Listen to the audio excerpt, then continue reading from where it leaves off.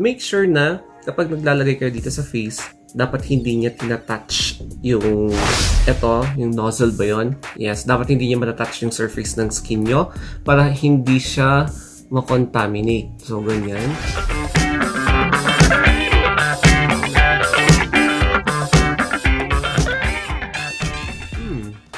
So, after using it for 3 days, ganito na yung eksena niya. Yes, I really love yung effect niya in just 3 days of use. So, ganyan yung effect niya. Although, I have some pimple outbreaks, but I am really impressed with how this product, yung effect talaga ng product na ito sa face ko na nagpa-lighten at the same time, pinapaalis niya din yung pimples mo. So, whenever you wake up in the morning and makikita mo yung pimples mo na lesser. Tapos, ayan, yung fine lines, ayan, may outbreak pa rin ako dito pero lumiit na siya, hindi siya halata.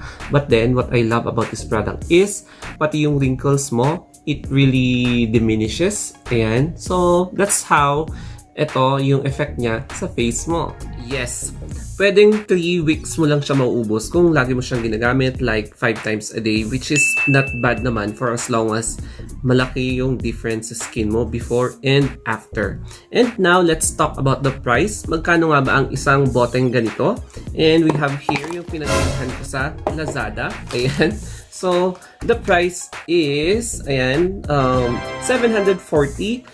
Kasama na yan sa shipping fee. So, kapag ima-minus mo yung 65 pesos, it is 685 pesos ang isa nito. Ayan, 685 pesos. And, nabili ko siya sa sold by Nacific. So, Nacific yung pangalan niya sa Lazada. So, as you can see, ayan, sold by Nacific. Ayan, medyo, pasensya na guys, medyo maingay sa labas. Ang daming tumataol ng mga aso. Pero anyway, going back to the product presentation, ayan, mauubos mo talaga siya. Hindi siya fake, original siya. And kapag masyadong mura yung price, like kapag may nakikita kayong Nacific na 200 or 100 pesos, ayan, medyo magtaka na kayo kasi pwedeng bumibili kayo ng hindi authentic na product. So, this is authentic product sold mismo by Nacific. Ayan. So, as you can see, ito yung product. So, if i-flip ko yung camera para makita nyo yung parang kabuuan nito. So, let's flip it now. Ayan. So, we have here yung box na Nacific Phyto Niacin Whitening Essence. And then, while here, ito yung bottle. As you can see, medyo malaki talaga siya and I am happy to have it. Tapos, medyo nagamit ko na siya kaya ganyan yung itsura niya. And kung ito-turn mo backwards, ganyan, made in Korea. And then, while here, ganyan yung box. Tapos, babasahin natin kung ano yung pwede natin mabasa in English. So, in here, so, puros, ano siya, South Korean or Korean characters. Yan, yung parang Chinese characters na may bilog-bilog. So, ganyan siya. Phyto Niacin Whitening Essence. And then, hindi ko na siya mabasa. And then, ganyan, made in Korea. Tapos, ang English character lang nito is, ayan, Babusa vulgaris extract, glycol, niacinamide. Tapos, ayan, ascorbic acid. Meron siyang, babasahin ko lang yung pwede kong mabasa dito. So, flower extract, Achillea millefolium extract. Tapos, ang dami, sodium benzoate, Nelumbo nucifera flower extract. So, citrus lemon or lemon fruit extract. And ang dami niyang herbal ingredients. Kaya, this is very, very suitable for your skin. And sabi dito, Global Top Beauty Creator Company. So, that's the name of the company. And then, ayan, meron siyang bar sign dito. So, ayan, we have here yung bar sign. And then, ano pa ba? If i-flip natin dito, Korean, ano na siya. So, hindi ko talaga siya mabasa kasi in Korean siya. So, anyway, magbe-betadine test na po tayo ngayon. And now, we're going to apply this product again in our face. So, ang gusto ko dito is parang ang sikip pag iaangat mo siya, mga ganyan. And make sure na i-press nyo muna to. Ayan, may bubbles para at least meron siyang mahigo. So, ganyan. Para at least may laman siya. And make sure na kapag naglalagay kayo dito sa face, dapat hindi niya tinatouch yung yung nozzle ba yun? Yes, dapat hindi niya matatouch yung surface ng skin nyo para hindi siya makontaminate. So, ganyan. Drop. Tapos dito sa pisngi,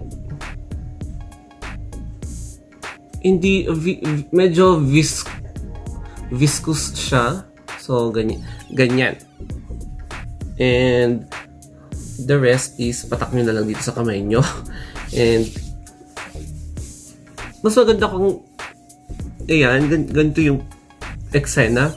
And don't only concentrate applying it in your face, but also dito sa neck nyo, ganyan.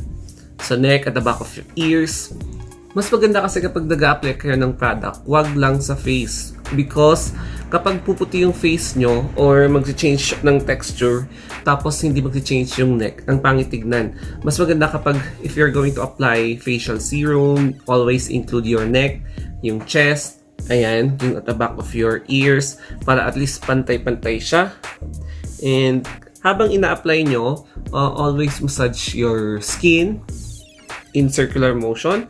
Ganyan, para yung blood vessel nyo is ma-activate siya and it will fasten yung tawag dito, blood flow. So, ganyan yung gagawin niya sa face nyo. O, diba? So, ganyan lang siya kasimple.